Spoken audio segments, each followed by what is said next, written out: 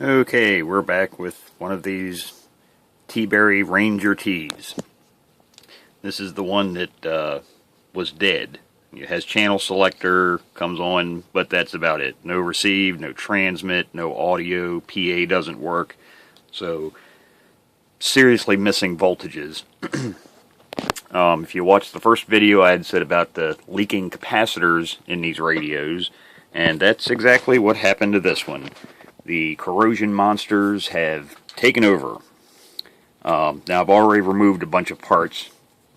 This copper RF shield went from here over and down. The coax connector here, that was a shield, RF shield.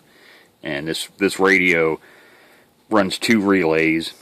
This is the one that was down in here. I had to remove this. So if you look down in there, you see all that green, all those green circuit traces.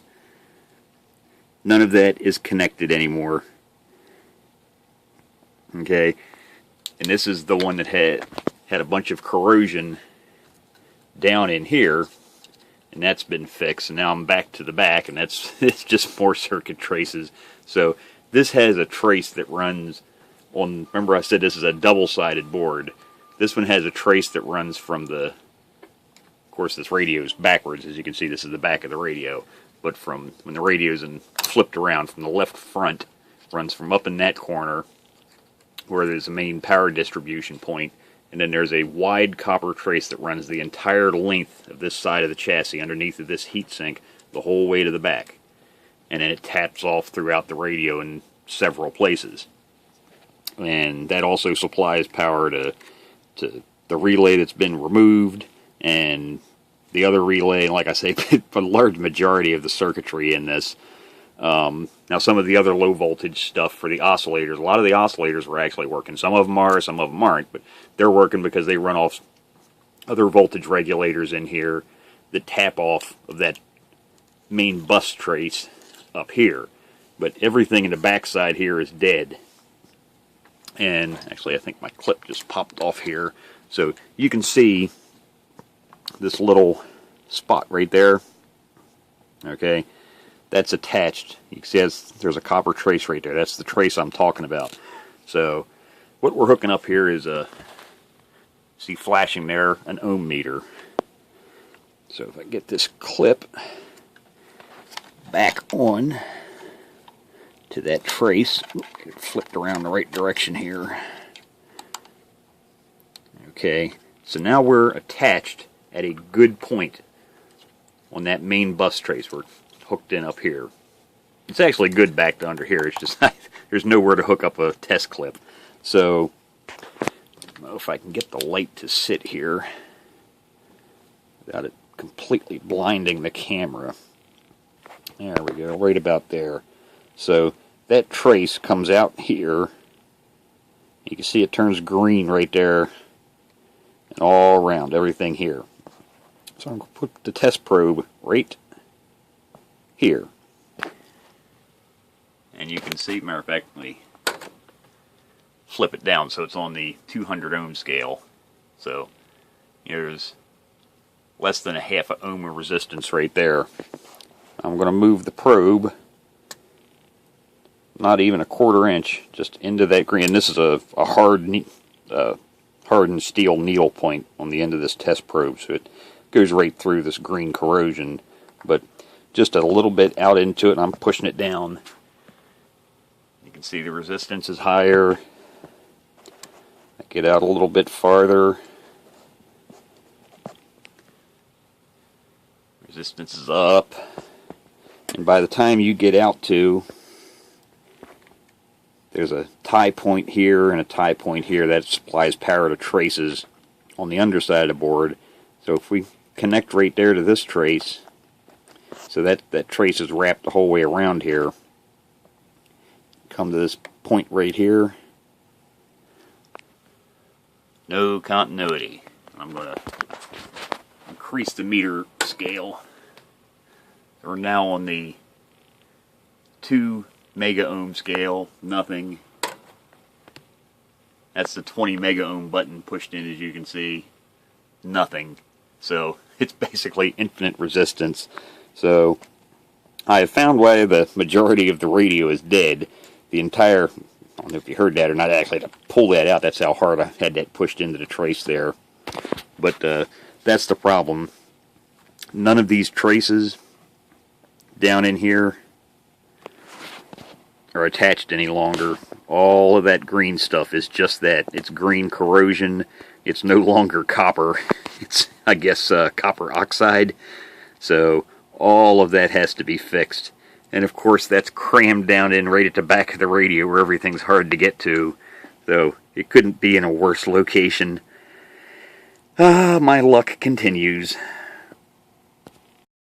Okay, I have now cleaned up the corrosion off of that trace, and I just want to show how bad it was.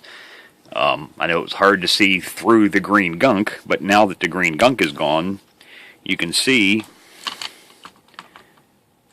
that there's no copper left at all. The light right about, oh come on, there you go. So you can see now, get my point down in here, there's literally, the trace is completely gone between here and over here. It's pitted pretty bad, so I'll probably just go ahead and cut all of this trace out here. Like I say, I don't exactly have to worry about cutting anything out here. There's nothing attached anymore. Like I say, like I said in a previous video, it's very easy to clean with. I use one of these Rush erasers. They're a fiberglass brush. Really, in this specific one, I have a very coarse brush in it. But yeah, like I say, that was the problem that was causing all the problems in this of no receive, transmit, audio, PA, basically just a dead radio. It had, had a display, and that was about it. Like I said, some of the low voltage stuff, the lower voltage stuff was working, but they run off good parts of the circuit trace up here. Everything that runs off basically from that little jumper there that goes to the bottom side of the board and feeds a lot of points, and that little jumper there that passes through and feeds everything all and back through the sections of this radio here are fed off of these two pass-throughs here that go down to the circuit traces on the bottom. So that's what a leaky capacitor does to your radio. So I'll get all that, like I said, I'm going to cut all that out, and I'll get all new trace epoxied down in there. Guess that'll be tomorrow, because it's now, getting close to 4 o'clock in the morning. So getting close to the end of my work day. You can tell I'm a night owl. But yep, God, if that couldn't have been in a worse place. So I'll get that repaired, and then I'll make another little video of what that actually looks like once I get the new traces laid down in there. And with all of this, God, that's going to be a nightmare trying to cut off all of these curves and arcs they have in that thing. It doesn't need to be that, immaculately pretty. I'll cut it back here to where it was clean copper, and then probably just do a straight shot out. Yeah. I need to make sure it doesn't hit this hole for that electrolytic capacitor was there. But I'll just do straight cuts. Cut all that out. Have that, and have it soldered here. It'll be lap soldered. It'll overlap over a lot of the good trace here and be lap soldered there. I'll come down straight out here, making sure I miss this pin, because that's one of the pins on this relay. So I need to make sure I miss that, but I'll come out here and then straight down. I'm not going to try to do all these pretty arcs and curves. I don't need them. Besides that, once the relay gets put back in, the electrolytic capacitors and the copper shield that goes from these two holes up and then back and is soldered to the top of the chassis right here and here. You're never going to be able to see any of that anyhow. So some repair work to do tomorrow. Back with a continuation on this video. This is the Ranger, Teaberry Ranger T model radio. It had electrolytic capacitors that had leaked and belched out onto the circuit board, and of course this is a early double-sided board where the traces on the top do not have an overcoat, so all the copper is exposed. And you'd seen in a previous one, it was all green and there was no continuity from here. It was basically broken. Just nothing, absolutely nothing left in the middle there. Once I got it cleaned off, you could see all the copper was completely gone. So it's been cut back to a good section there, cut off here, cleaned, applied flux to them, to all the little pads, and then they're tinned with solder now. And then I take that solder, go back in with a piece of solder wick, and then clean that off. So there's just you don't want to build that up too thick. And then rough this surface up really good. Like I say, I use a fiberglass brush. Make sure, I can't overstate, clean, clean, clean. You want to get rid of all the contaminants down in here. That's so important, because the last thing you want to do is go through all the hassle of doing all this work and just have it corrode in half again, in years to come. So, and this is what had caused the loss of power all over this radio, because this is a really important circuit, this relay right here. So you got power comes in, there's this little jumper wire down here. Okay, that was in that hole, and that goes down to a trace on the underside and then applies power to this pin in the relay, and then this trace continues through here. Another little jumper goes down to a trace on the bottom side of the board and applies power to the relay itself, to the coil. And then how these relays work is they have, anytime the radios have, once you turn the power on, they always have voltage at the coils, the activating coils on the relay. This one and the one that was in here. The way they work is the microphone grounds it. So actually this white wire up in here to your microphone jack goes through this little pass-through in this board, comes out, goes down to the board here, and then there's a trace on the underside comes over. But the microphone actually grounds it, and that's what activates both of these relays, which then, because they always have power, once you ground it, then the relay activates. But like I say, that's the loss of power there is what caused the problem.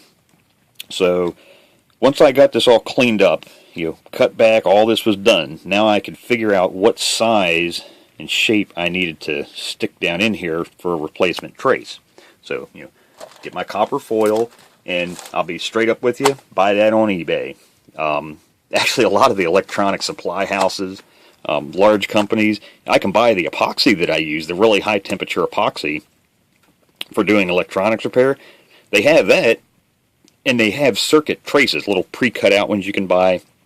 And they're great for some of the surface mount stuff, but when you're working on stuff like this, that's a unique, section there that I need.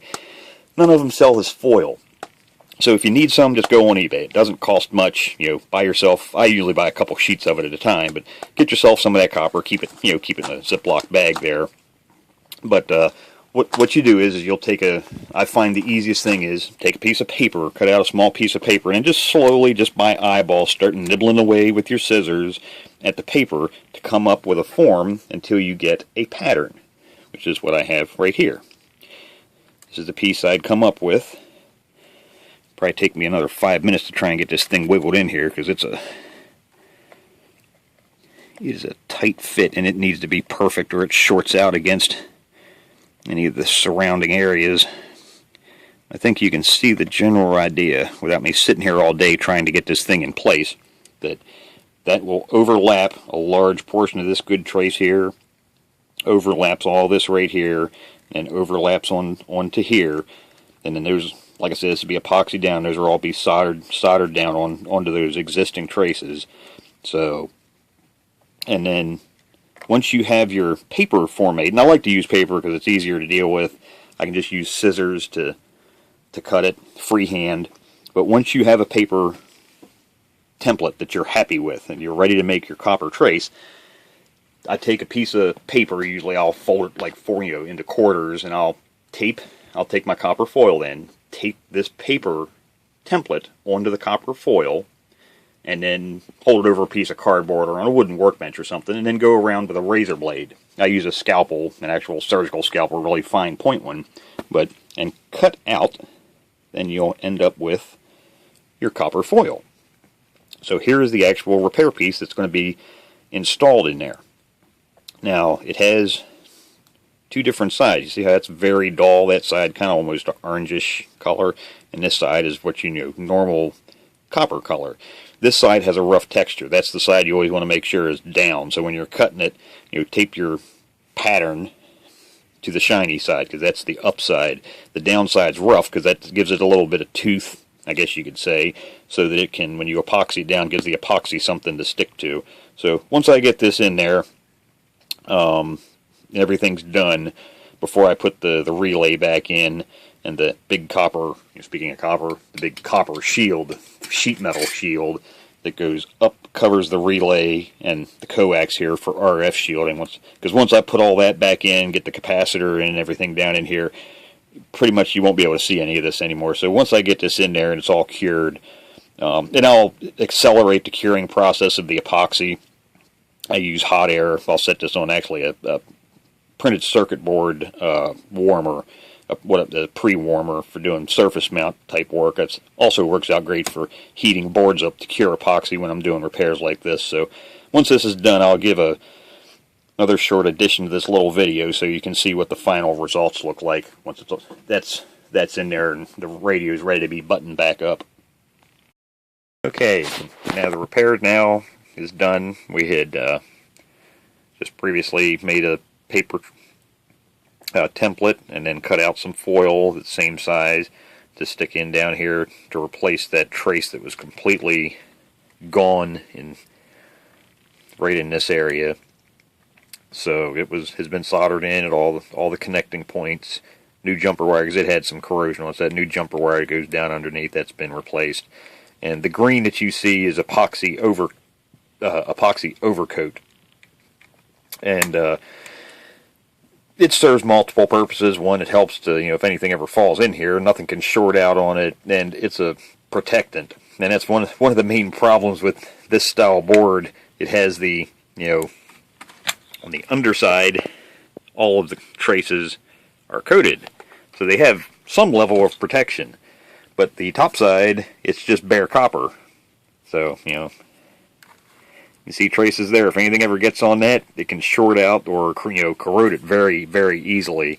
So, in any case, it's had an overcoat put on it. So, there's still a capacitor to install right here. And like I say, put the relay back in the shield. But if those capacitors would ever leak again, in 30, 35, 40 years, say, at least this area now that had been damaged before has at least, like the bottom portion of the board, has some level of protection for the trace now. It's not just bare copper hanging out in the middle of no man's land.